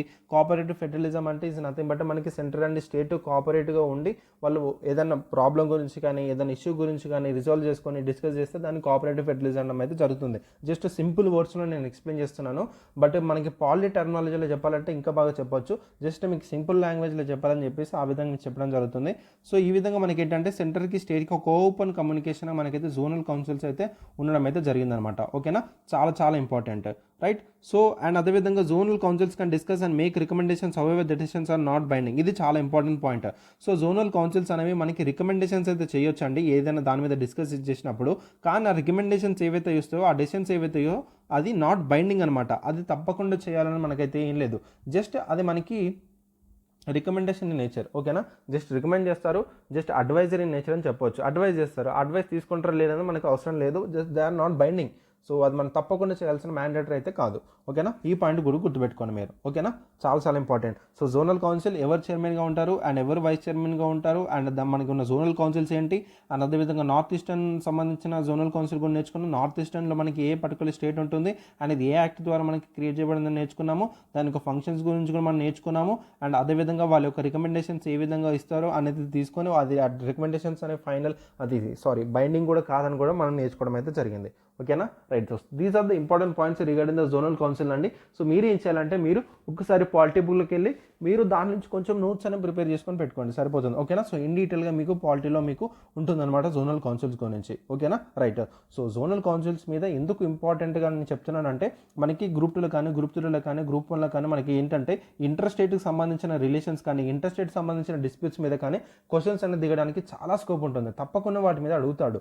సో ఓకేనా, సో సెంటర్ స్టేట్స్ రిలేషన్స్ సంబంధించిన ఇట్లాంటి విషయాలు అనేటివి తప్పకుండా మనం చదువుకోవాలి, ఓకేనా. రైట్, నెక్స్ట్ టాపిక్ చూడండి, కల్టివేటింగ్ ద ఫ్యూచర్. సో రీసెంట్గా మనకి పిఏబీలో న్యూస్ రావడం జరిగిందండి. సో దీని గురించి మనం ఇన్ డీటెయిల్గా అయితే మనం చదువుకుందాం.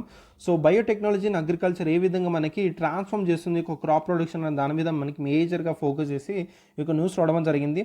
సో మనకి క్లైమేట్ స్మార్ట్ క్రాప్స్ అని తీసుకొచ్చారని మెయిన్గా చూసినట్టయితే సాత్విక్ అనే ఒక క్రాప్ అని ఉండడం జరిగింది. ఇది newly approved drought tolerant chicken P variety which enhanced yield under the drought stress. So ఇది దీనివల్ల మనకి ఏంటంటే క్లైమేట్ రెసిలియన్స్ అని అడ్రస్ అవుతుంది అండ్ ఫుడ్ సెక్యూరిటీ ఛాలెంజ్ కూడా మనకి ఈ యొక్క క్రాప్ ఏదైతే ఉందో మనకి ఉపయోగపడుతుందని చెప్పడం జరుగుతుంది, ఓకేనా. So drought tolerant chickpea variety రీసెంట్గా న్యూలీ అప్రూవ్ అయింది ఏంటంటే సాత్విక్, గుర్తుపెట్టుకోండి, రైట్. సో మనకి జీనోమ్ ఎడిటెడ్ క్రాప్స్ అని ఉంటాయండి. సో ఈ పర్టికులర్ కాన్సెప్ట్ వచ్చేసి మీకు సైన్స్ అండ్ టెక్లో మీకు రావడమే జరుగుతుంది. సో జీనోమ్ ఎడిటింగ్ అనేది ఇన్ MTU 1010 రైస్ అనేది మనకి ఇంప్రూవ్ అవుతుంది, ఈల్డ్ అనేది ప్రొడక్టివిటీ ఈల్డ్ అవుతుందని చెప్పడం జరుగుతుంది అనమాట. సో జీనోమ్ ఎడిటెడ్ క్రాప్స్లో మనకి MTU 1010 రైస్ ఒక టైప్ అని ఉందండి. సో ఇది కూడా మీరు గుర్తుపెట్టుకోండి. అండ్ అదేవిధంగా DEP1 genome edited rice lines increase grain numbers and large spikes కూడా చెప్పడం జరుగుతుంది. And potential to mitigate yield gaps and enhance farmer incomes. ఇక్కడ మీరు గుర్తుపెట్టుకోవాల్సింది ఏంటంటే బయోటెక్నాలజీ, అసలు బయోటెక్నాలజీ అంటే అర్థం ఏంటని మీకు తెలియాలన్నమాట. సో ఇక్కడ ఏంటంటే మనం ఒక టెక్నాలజీని మనం యూస్ చేసి మనం ఏంటంటే మన హ్యూమన్ యొక్క నీడ్స్ ఏవైతే ఉన్నాయో మన చుట్టూ ఉన్న ఏవైతే మనకి ప్రాబ్లమ్స్ ఏవైతే ఉన్నాయో అవి మనకి ఈజీగా సాల్వ్ అయ్యే విధంగా కానీ ఆ టెక్నాలజీ మనం యూజ్ చేసుకోవడం అయితే జరుగుతుందన్నమాట. మెయిన్గా బయోటెక్నాలజీ ఇన్ అగ్రికల్చర్లో మెయిన్గా చూసినట్టయితే అగ్రికల్చర్లో ఉన్న ప్రాబ్లమ్స్ ఏంటి, సో ఈల్డ్ అనేది ఎక్కువగా లేదు, ప్రొడక్టివిటీ అనేది ఎక్కువగా లేదు, అండ్ మన క్లైమేట్ రావడం వల్ల ఏమవుతుంది, పంటలు నష్టపోతున్నాయి. సో ఇప్పుడు క్రాప్స్ అన్ని టోటల్గా మనకి డిజాస్టర్లకు వెళ్ళిపోవడం జరుగుతుంది. అలా క్లైమేట్ రెసిలియంట్ ఉన్న మన క్రాప్స్ అన్ని క్రియేట్ చేయాలి కాబట్టి బయోటెక్నాలజీ చాలా కీ రోల్ ప్లే చేయడం జరుగుతుంది అనమాట. సో అందులో భాగంగా ఇలాంటి క్రాప్స్ అని మనకి జీనోమ్ ఎడిటింగ్ ద్వారా క్రాప్స్ అని కూడా వాళ్ళు జనరేట్ చేయడం అయితే జరుగుతుంది. సో జీనోటైపింగ్ ఎరేస్ అని కూడా వాళ్ళు క్రియేట్ చేస్తున్నారు. సో ఇందిరా రైస్ అని, సో ఇండికా చీక్ పీ అని, so the first ever 90 K pan genome SNP arrays అనేవి కూడా వాళ్ళు క్రియేట్ చేయడం జరిగింది. సో ఈ విధంగా మనకి ఏంటంటే బయోటెక్నాలజీ అనేది అగ్రికల్చర్లో చాలా బూమింగ్గా ఉండడం జరుగుతుంది. చాలా అంటే దీనివల్ల మనకి సైడ్ ఎఫెక్ట్స్ అనేవి కానీ మనకి ఇంప్లికేషన్స్ ఏమవుతాయి, ఛాలెంజెస్ ఏమవుతాయి మనకి వేరే సంగతి.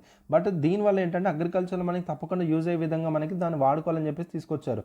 సో మీరు ఏంటంటే జీనోమ్ ఎడిటెడ్ క్రాప్స్ అని మనకు ఉంటాయండి. సో మనకి బీటీ కాటన్ మీద మనకు క్వశ్చన్ అయితే అడగడండి, ఓకేనా. సో బీటీ కాటన్, సో ఈ బీటీ కాటన్ ఏంటనేది మనకి ఇన్స్టిట్యూట్స్ అని కొలాబరేట్ అయ్యి అని చెప్పేసి గ్రూప్ 2 పేపర్ 1లను గ్రూప్ 3 పేపర్ 1లను మనకు అడిగాడు అనమాట. సో దీని మీద మీకు ఒకవేళ గుర్తుంచి మాత్రం నేను చెప్పిన పాయింట్ మీకు గుర్తు రావాలి. బీటీ కాటన్ మీద మనకు క్వశ్చన్ అడిగాడు ఇది. So which is very very important. ఇది one of the important scope of the మనకి బయోటెక్నాలజీ టాపిక్ నుంచి రావడం జరిగిందనమాట, అర్థమవుతుందా. సో బయోటెక్నాలజీ అటు ఎన్విరాన్మెంట్ రెండు మిక్స్ అయ్యి మనకి రావడం జరిగింది, ఓకేనా. సో చాలా ఇంపార్టెంట్, గుర్తుపెట్టుకోండి. సో బీటీ కాటన్ మీద మనకు అడిగాడు కాబట్టి మనకి మెయిన్గా బయోటెక్నాలజీ మీద ఎక్కువగా ఫోకస్ చేయడం జరుగుతుంది గవర్నమెంట్ అనేది. సో మీరు బయోటెక్నాలజీ కాంపోనెంట్ ఏదైతే ఉందో సైన్స్ అండ్ టెక్నాలజీ మీరు తప్పకుండా చదువుకొని పెట్టుకోవాలి, ఓకేనా. సో దాంట్లో ఉన్న కాన్సెప్ట్స్ జీనోమ్ ఎడిటింగ్ అంటే ఏంటి, సో దానికి సంబంధించి జీనోమ్ ఎడిటింగ్ అనే క్రాప్స్లో ఏ విధంగా చేస్తారనే పాయింట్ మీకు తెలియాలన్నమాట, ఓకేనా. So DNA finger printing, genetic purity testing, variety identification అనేది కూడా మనకి చేయడం జరుగుతుంది యొక్క జీనోటైపింగ్ ఎరేస్ అనేవి, ఓకేనా. అండ్ అదేవిధంగా breeding programmes, precision agriculture techniques అనేవి కూడా ఈ యొక్క బయోటెక్నాలజీ ద్వారా మనకి చేయడం అనేది జరుగుతుంది, ఓకేనా. సో ఇది మెయిన్గా మనకి ఎక్కువగా మెయిన్స్ ఫోకస్ అయితే మనకి ఎక్కువ ఉంటుందండి. ఇక్కడ మీరు ఈ సాత్విక్ అనే ఒక పాయింట్ అయితే మీరు గుర్తుపెట్టుకోండి, సరిపోతుంది ఇక్కడ, ఓకేనా. ఇది రైట్. అండ్ అదేవిధంగా M2 1010 అనేది మనకి రీసెంట్గా చూసాం కదా, అది ఏంటిదని మనకు అడుగుతాడు అనమాట. It is one of the rice type of ఒక genome editing crop rice type. అది ఈళ్ళని ప్రొడక్టివిటీ ఇంక్రీజ్ చేయడానికి, ఇంప్రూవ్ చేయడానికి తీసుకొచ్చిన ఒక జీనోమ్ ఎడిటింగ్ రైస్ వెరైటీ అని మీరు చదువుకుంటే సరిపోతుంది. ఓకేనా. Amaranth genetic resources. So amaranth genomic resource database so అనేది కూడా డెవలప్ చేస్తారని చెప్తున్నారు. సో ఇక్కడ ఏంటంటే వీళ్ళు జెనెటిక్ రిసోర్సెస్ అనేవి ఈ పర్టికులర్ జీనోమ్ రిసోర్స్ డేటాబేస్ అని క్రియేట్ చేసి అక్కడ వాళ్ళు డెవలప్ చేస్తే వాళ్ళని సెక్యూర్ చేయడం జరుగుతుంది, స్టోరేజ్ చేయడం జరుగుతుంది అనమాట. సో దానివల్ల ఏంటంటే మనకి ఫ్యూచర్లో వాటి మీద మనకి స్క్రీనింగ్ చేయడం కానీ, రీసెర్చ్ చేయడం కానీ చేయడం అనేది జరుగుతుంది. ఓకేనా. And fungal biocontrol. So nano formulation from Myrothecium verrucaria developed to combat powdery mildew, eco friendly alternative the chemical pesticide for the tomatoes and grapes.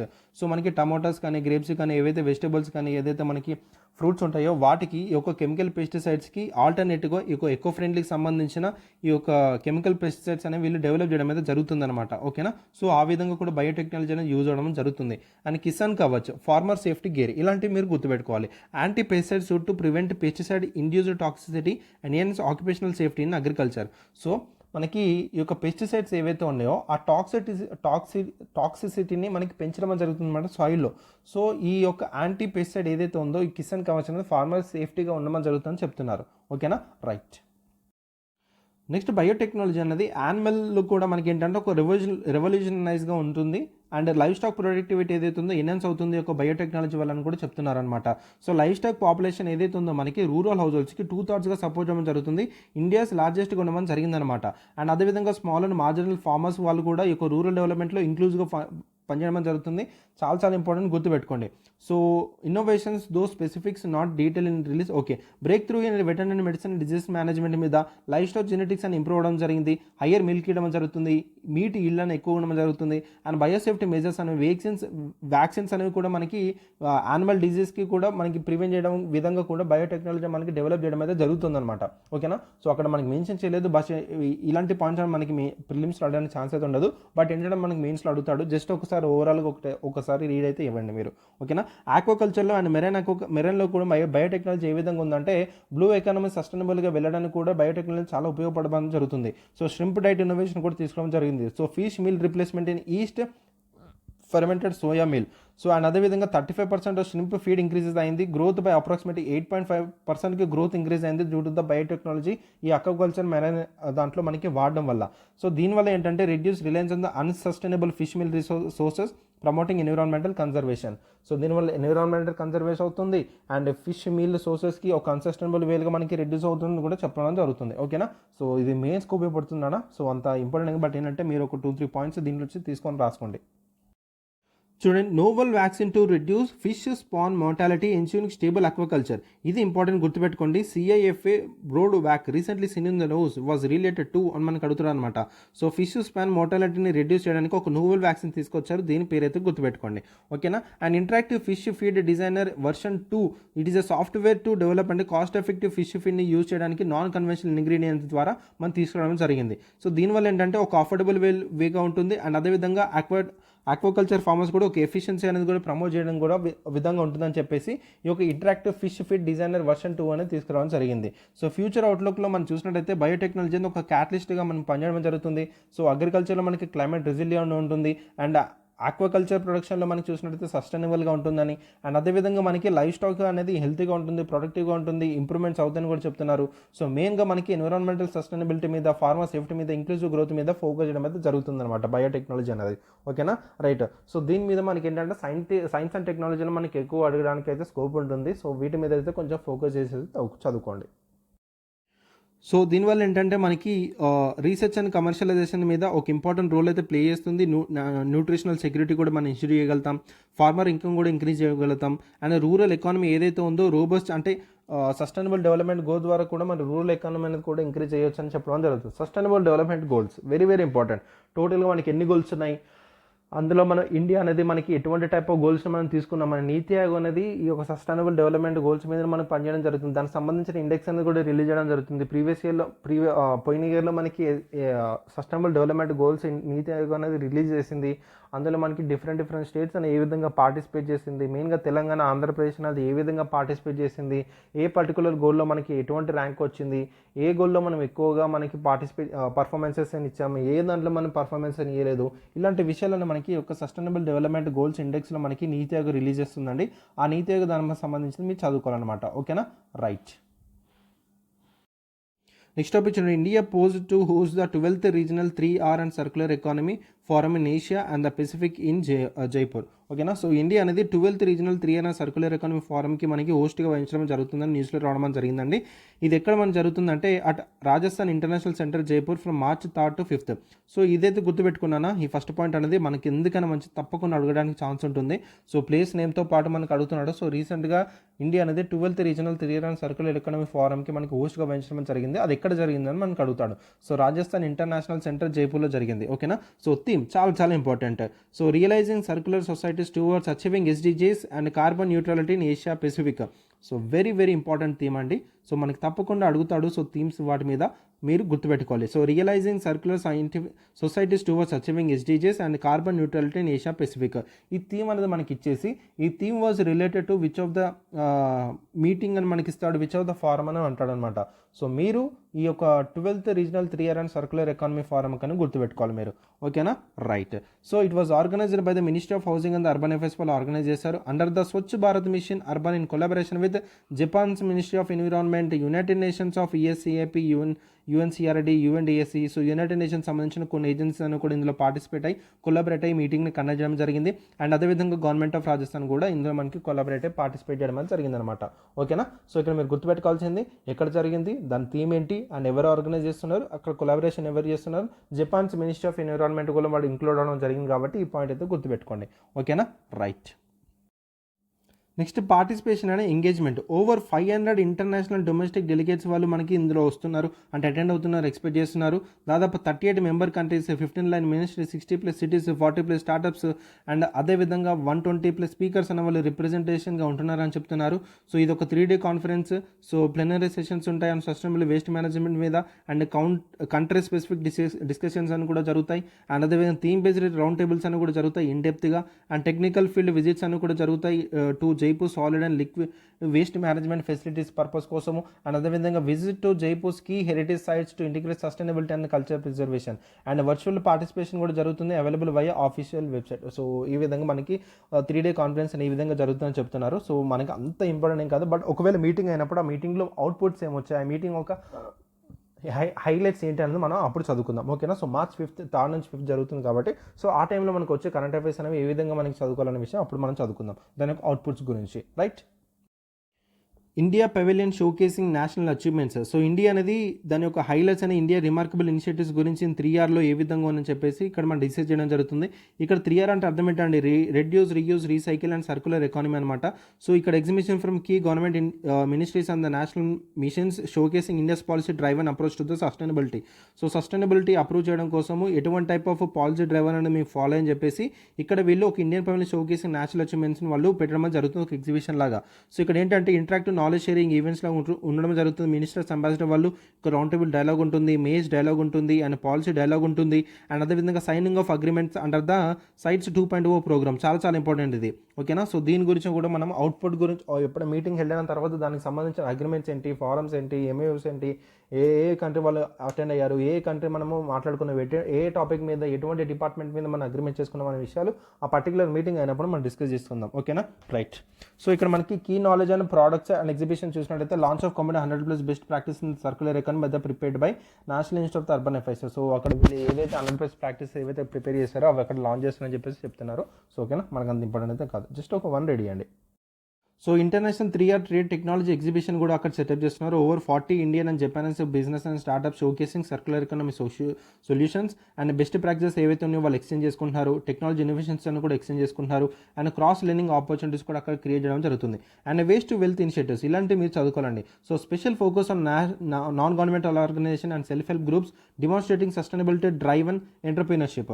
So మెయిన్గా ఇక వేస్ట్ టు వెల్త్ ఇనిషియేటివ్ సంబంధించిన ఇక non governmental organizations కానీ self help groups కానీ వాళ్ళ మీద ఎక్కువగా focus చేయడమే జరుగుతుందన్నమాట. And Jaipur declaration 2025 to 34 strengthening the circular economy, ఇది మనకి చాలా important. So the Jaipur declaration will be the key outcome of the forum, aims to provide voluntary non-binding policy framework for the Asia Pacific nations to transition a resource efficient and the circular economy, and builds upon the Hanoi Declaration 2013 to 2023, aligns with the global efforts to move away from linear economy, make dispose model. So ఇక్కడ మీకు చాలా important points అయితే mention చేయడం జరిగిందండి. ఇక్కడ Jaipur declaration గురించి చెప్తున్నారు. ఇది ఏంటంటే సర్కులర్ ఎకానమీ స్ట్రెంథెన్ చేయడానికి మనకి తీసుకొచ్చారని చెప్తున్నారు. 2025 నుంచి 34 ఇది దేని మీద బిల్డ్ చేశారంటే హానే డిక్లరేషన్ 2013 to 2023. ఓకేనా, సో ఈ పాయింట్ మీరు గుర్తుపెట్టుకోవాలి, రైట్. సో ఇక్కడ ఏంటంటే global efforts to move away from linear ఎకానమీలో, సో లీనియర్ ఎకానమీ నుంచి మూవ్ అవ్వడానికి that is take make disposal model నుంచి మనం మూవ్ అవ్వాలని గ్లోబల్ ఎఫర్ట్స్ వీళ్ళు అలైన్ చేసుకోవడం జరిగింది. The declaration will be handed over to the next host country for countries of the initiative. So దాని declaration అంటే మళ్ళీ నెక్స్ట్ కంట్రీకి హ్యాండ్ ఓవర్ చేస్తామని చెప్తున్నారు. సో మనకి మీటింగ్ అయిన తర్వాత మనకు ఇంపార్టెంట్ టాపిక్స్ వస్తాయి కాబట్టి అప్పుడు మనం అయితే మాట్లాడుకుందాం. ఇక్కడ జైపూర్ డిక్లరేషన్ అండ్ హానోయ్ డిక్లరేషన్ అయితే పాయింట్ అయితే మీరు గుర్తుపెట్టుకోండి. సో హానోయ్ డిక్లరేషన్ ఏదైతే ఉందో దీనికి రిలేటెడ్ మనకు అడిగినప్పుడు ఏం చెప్తారు? So it is a linear ఎకానమీకి సంబంధించింది, ఇది మనకి సర్క్యులర్ ఎకానమీకి సంబంధించింది, ఇది టేక్ మేక్ డిస్పోజల్ మోడల్ మీద అనే దాని మీద అనే పాయింట్ మీరు గుర్తుపెట్టుకోండి, ఓకేనా. సో ఇండియా యొక్క లీడర్షిప్ కనుక చూసినట్టయితే ఒక 3R అండ్ సర్క్యులర్ ఎకానమీలో ఇండియా ప్రీవియస్గా మనకి 8th రీజనల్ 3R ఫోరం 2018లో మనకి వెళ్ళినప్పుడు అప్పుడు చైర్మన్ వహించడం జరిగింది. అక్కడ సిగ్నిఫికెంట్ పాలసీ ఇంటర్వెన్షన్ మనం చూసినట్టయితే Swachh Bharat mission, urban driving waste management reforms గురించి, అండ్ ఎక్స్టెండెడ్ ప్రొడ్యూస్ రెస్పాన్సిబిలిటీ గురించి, policy plastic waste management rules గురించి, స్మార్ట్ సిటీస్ మిషన్ గురించి. సో ఈ మీటింగ్ యొక్క అవుట్కమ్ అనేది మనకి చాలా చాలా ఇంపార్టెంట్ అండి. సో తప్పకుండా వీటి గురించి మనం చదువుకుందాం, ఓకేనా. సో తప్పకుండా వీటి మీద మనకి క్వశ్చన్స్ రావడానికి స్కోప్ ఉంటుంది. And strategic importance of the forum కనుక చూసినట్టయితే Asia Pacific nations to implement 3R strategies. So and అదేవిధంగా సస్టైనబుల్ డెవలప్మెంట్ గోల్స్ని అలైన్ చేసుకోవడానికి కార్బన్ న్యూట్రల్ టార్గెట్ కూడా పెట్టుకోవడం జరిగింది. సో కార్బన్ న్యూట్రలిటీ అనేది కూడా మీకు చాలా చాలా ఇంపార్టెంట్. సో మాట్లాడదామండి. సో దీని గురించి ఇంకా మనకు వస్తాయన్నమాట. సో ఈ మీటింగ్ ఎప్పుడైతే జరిగిన తర్వాత దాని అవుట్కమ్స్ అని మనకు చాలా చాలా ఇంపార్టెంట్, దాని హైలైట్స్ గురించి పర్టికులర్గా మాట్లాడడం అయితే జరుగుతుంది. సో ఇంటర్నేషనల్ పార్ట్నర్షిప్స్ అంటే స్ట్రెంథెన్ అవుతాయి ఇన్వెస్ట్ మేనేజ్మెంట్ మీద, అండ్ ప్రైవేట్ సెక్టర్ పార్టిసిపేషన్ అనేది చాలా ఇంపార్టెంట్ అండ్ ఎంకరేజ్ కూడా చేయడం జరుగుతుంది. అండ్ రీజనల్ కొలాబరేషన్ అనేది కూడా చాలా ఇంపార్టెంట్ ఈ ఎన్విరాన్మెంట్ సస్టైనబుల్ అని చెప్పడం జరుగుతుంది. So the 12th regional 3R and circular economy forum is significance toward the sustainable waste management and circular economy transformation in the Asia Pacific, ఓకేనా. సో ఇది మీకు కంక్లూజన్గా మీకు ఉపయోగపడడం జరుగుతుంది. జస్ట్ ఒక వన్ రీడింగ్ ఇచ్చిన మీకు అర్థమైపోతుంది, బట్ దాని అవుట్కమ్ అనేది మనకి important. India as a host is set to drive policy innovation, knowledge exchange and practical implementation of 3R principles. The forum outcomes, particularly the Jaipur Declaration, will shape the future strategy for the resources efficiency across the region, ఓకేనా. So మనం చదువుకుందాం ఇంకా దీని ఒక current affairs అనేది next మనకి March 3-5 టైంలో వస్తుంది కాబట్టి దీని ఒక అవుట్కమ్ అనేది ఇన్ డీటెయిల్గా మాట్లాడదాం. నెక్స్ట్ రండి, update on TB Mukt Bharat Abhiyan. So ఈ టీబీ ముక్త్ భారత్ అభియాన్ దాని మీద ఈ అప్డేట్స్ ఏమి ఉన్నాయి అనే విషయాల గురించి మనకి న్యూస్లో రావడం జరిగిందండి. ఇది మెయిన్గా మనకి PAVలో వచ్చింది. సో దీని గురించి కూడా మనం చదువుకుందాం. సో టీబీ కేస్ డిటెన్షన్ ఏదైతే ఉందో మనకి early diagnosis, treatment to achieve TB elimination goals అని మనకి మెయిన్గా ఆబ్జెక్టివ్గా పెట్టుకోవడం జరిగింది దీని ఒక క్యాంపెయిన్ అనేది. సో ఇక్కడ మనకి ఎర్లీ డిటెక్షన్ మీద ఫోకస్ చేశారు త్రూ మాస్ స్క్రీనింగ్ ద్వారా. అండ్ దానివల్ల ఏంటంటే use of advanced diagnostic tools అనే ముందే వాళ్ళ డయాగ్నోస్టిక్స్ అని ముందే అందించి ఆ పర్టికులర్ టీబీ కేసు ఏదైతే డీటెయిల్ చేయొచ్చు అని చెప్పడం జరుగుతుంది అనమాట. So community and private sector engagement to close the missing TB cases gap. So ఇక్కడ మనకి community and private sector engagement ఏదైతే ఉందో మిస్సింగ్ టీబీ గ్యాప్ అనేది క్లోజ్గా ఉందని చెప్పడం జరుగుతుంది. అండ్ కీ అచీవ్మెంట్ ఇది చాలా ఇంపార్టెంట్ మీకు. So as of February 2020 to 2025కి మనకి కీ అచీవ్మెంట్స్ ఏ విధంగా చూసినట్టయితే పేషెంట్ నోటిఫికేషన్స్ వచ్చేసి ఓవర్ 5.1 lakh టీబీ పేషెంట్స్ అనే వాళ్ళు సిన్స్ క్యాంపెయిన్ నుంచి మనకి నోటిఫై అవ్వడం జరిగింది. లాంచ్ చేసినప్పటి నుంచి 455 ఇంటర్వెన్షన్స్ అనేవి జరిగాయి. దాదాపు 3.57 lakh టీబీ పేషెంట్స్ డయాగ్నోస్ అయ్యారు. అండ్ 2024 టోటల్ నోటిఫికేషన్స్లో మనకి ఓవర్ 26 lakh టీబీ పేషెంట్స్ వాళ్ళు bridge in the gap in missing TB cases. And private sector contribution 36% of the total notification reflecting improved collaboration. So ఇక్కడ మనకి key achievements మనకి చూసినట్టయితే patients యొక్క notifications.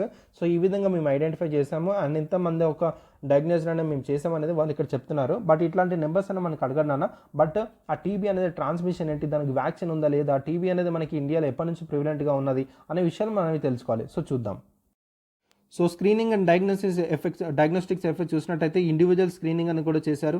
ఇక్కడ మనకి ultra portable handle held x-ray machines అని కూడా మనకి ఫెసిలిటీ చేసి డోర్ టు డోర్ మనకి స్క్రీనింగ్ అని చేయడం జరిగింది. ఓవర్ 38 lakh పీపుల్ అనేవి చెస్ట్ ఎక్స్రేస్ అనేది డిటెక్ట్ చేసి ఇక్కడ సిమ్టమ్స్ కేసెస్ అని స్క్రీనింగ్ చేశారు. అండ్ అదేవిధంగా కన్ఫర్మేషన్ టెస్టింగ్ అనేది కూడా చేశారనమాట. So employed post x-ray screenings, nucleic acid amplification testing అనేది కూడా కన్ఫర్మేషన్ టెస్టింగ్ అనేది చేయడం అని జరిగింది. ఓకేనా. నెక్స్ట్ ఇది ఇంపార్టెంట్ అండి. So Nikshay initiative under over 10 lakh Nikshay షివరీస్ to increase accessibility diagnostic services deployed 836 Nikshay వ్యాహన్స్ to enhance the reach in remote areas. So ఇక్కడ వీళ్ళకి దీని ద్వారా ఏంటంటే డయాగ్నోస్టిక్ సర్వీసెస్ అందించడం జరుగుతుంది పర్టికులర్ ఇనిషియేటివ్ ద్వారా. అండ్ అదేవిధంగా వాహన్స్ అనేవి కూడా అందించడం జరుగుతుంది రిమోట్ ఏరియాస్కి అనేది ఇక్కడ చెప్తున్నాను. దాని తర్వాత Nikshay మిత్రాస్ 2.4 lakh individual registered to provide nutritional psychosocial and vocational support and 2.3 lakh food baskets distributed to the TB patients. So ఇక్కడ ఏంటంటే న్యూట్రిషనల్ గాను వొకేషనల్ సపోర్ట్ గాను ఈ నిక్షయ్ మిత్ర ద్వారా మనకి సపోర్ట్ చేస్తున్నారు. అండ్ అదేవిధంగా ఫుడ్ బాస్కెట్స్ కూడా ఈ నిక్షయ్ మిత్ర ద్వారా వాళ్ళకి డిస్ట్రిబ్యూట్ చేయడం జరుగుతుంది. ఓకేనా. So Nikshay initiative was related to అడుగుతాడన్నా. సో ఇది మనకి రిలేటెడ్ టు ద మనకి టీబీని టోటల్ ఎలిమినేట్ చేయడానికి తీసుకొచ్చిన ఇనిషియేటివ్ అయితే మీరు గుర్తుపెట్టుకోండి. ఓకేనా. మెయిన్గా మనకి ఏంటంటే ప్రియారిటీ గ్రూప్స్ ఉంటాయని మెయిన్గా స్క్రీనింగ్ గ్రూప్లో మనకి స్మోకర్స్ కానీ, ఆల్కహాలిక్స్ కానీ, డయాబెటిక్స్ కానీ, ఎవరైతే people living with HIV, those with past history of TB, so ఇలాంటి వాళ్ళని మేజర్గా ప్రయారిటీ గ్రూప్గా పెట్టుకొని వాళ్ళని స్క్రీనింగ్ అయితే చేయడం జరిగిందనమాట. And screening include both symptomatic and asymptomatic individuals addressing sub clinical TB cases. Okay, అంత ఇప్పుడనే కాదు. So government and community engagement. So whole government approach union minister held meeting with chief minister, cabinet minister, central ministers, high level administrative officers అని కూడా మనకి ఒక డిపార్ట్మెంట్లో కోఆర్డినేషన్తో చేశారు. And parliament involvement కూడా ఉంది. దాదాపు over 250 parliamentary attend the sensitization sessions for the campaign awareness and the support and community participation through and Jan Bhagidari approach. ఇది important. So Jan Bhagidari approach అనేది కూడా మనకి చేశారు. సో ప్రమోటర్ నిక్షయ్ శపథస్ encouraging citizens, NGOs and corporate to contribute. ఓకేనా. So ఇక్కడ మనకి మెయిన్గా టీబీ మీద ఎందుకు ఫోకస్ చేస్తున్నారు? ట్యూబర్క్లోసిస్ కేసెస్ అనేవి ఇండియా అనేది చాలా వనరబుల్గా ఉంది. ఇండియాలో ఎక్కువగా మనకి ఎక్కువ మోతాదులోనే కేసెస్ అనేవి మనకి వస్తున్నాయి. సో ఈ పర్టికులర్ టీబీని ఏ ఇయర్కి మనకి ఎలిమినేట్ చేస్తున్నారని చెప్పేసి మనం గోల్గా పెట్టుకున్నాము అనేది చాలా ఇంపార్టెంట్. అలాంటిది మీరు నేర్చుకోవాలి. ఓకేనా. సో ఎట్లాంటి స్ట్రాటజీ అని పెట్టుకున్నారు, ఎట్లాంటి ఇంటర్వెన్షన్స్ చేశారని చూసినట్టయితే ఎక్స్రేస్ అని వాడారు. ఇంతకుముందు మనం నాటన్ గురించి మాట్లాడాం కదా. సో కన్ఫర్మేషన్ కోసం, టీబీ కన్ఫర్మేషన్ కోసం నాటన్ కూడా ఇన్స్టిట్యూట్ చేశారు. ఇక్కడ మనకి డయాగ్నోస్టిక్ డిలేస్ అని కూడా రిడ్యూస్ చేయడానికి అండ్ ఎర్లీ డిటెక్షన్ అనేది మనకి టీబీ కేసెస్ డ్రగ్ రెసిస్టెంట్గా ఉండడానికి కూడా వాళ్ళు ఈ కేసు చాలా యాక్సెలరేట్గా చేయడం జరిగిందనమాట. సో రీసెంట్గా చేసిన క్యాంపెయిన్ ద్వారా. సో ఇక్కడ మనకి ఏంటంటే ఇక్కడ మీకు మేజర్గా టీబీ ఇక్కడ మనకి రీసెంట్గా తెలంగాణ అనేది కూడా టీబీని టోటల్గా ఎలిమినేట్ చేయడానికి ఒక పర్టికులర్ ప్రోగ్రామ్ అయితే తీసుకురావడం జరిగింది. సో అటు ఓవరాల్గా ఇండియా అనేది టీబీ కేసెస్లో చాలా హైగా ఉండడం జరిగింది. సో మీరు ఈ పాయింట్ మీద టీబీ అనేది ఏ విధంగా ట్రాన్స్మిట్ అవుతుంది, ఏ విధంగా మనకి కాజ్ అవుతుంది అనేది చాలా ఇంపార్టెంట్ మనకి. ఓకేనా. సో ఏ ఇయర్ కల్లా మనం టీబీ అనేది ఎండ్ చేస్తామనే పాయింట్ మీకు చాలా ఇంపార్టెంట్. తప్పకుండా వాటిని మనం నేర్చుకోవాలి. ఓకేనా. నా కామెంట్ సెక్షన్లో టీబీ అనేది ఏ ఇయర్ కల్లా మనం ఎండ్ చేసేస్తాము అనేది వాళ్ళు ఒక ఇయర్ అయితే అనుకున్నారు. ఆ ఇయర్ ఏంటో నాకు కామెంట్ సెక్షన్లో తెలపండి, నేను చూస్తాను. ఓకేనా. Right. So these are the important topics for the day అండి. సో నెక్స్ట్ సెషన్లో కూడా మంచి టాపిక్స్ వస్తాను, మాట్లాడుకుందాం. So until then keep reading and this is Pawan and I'm signing off. Bye.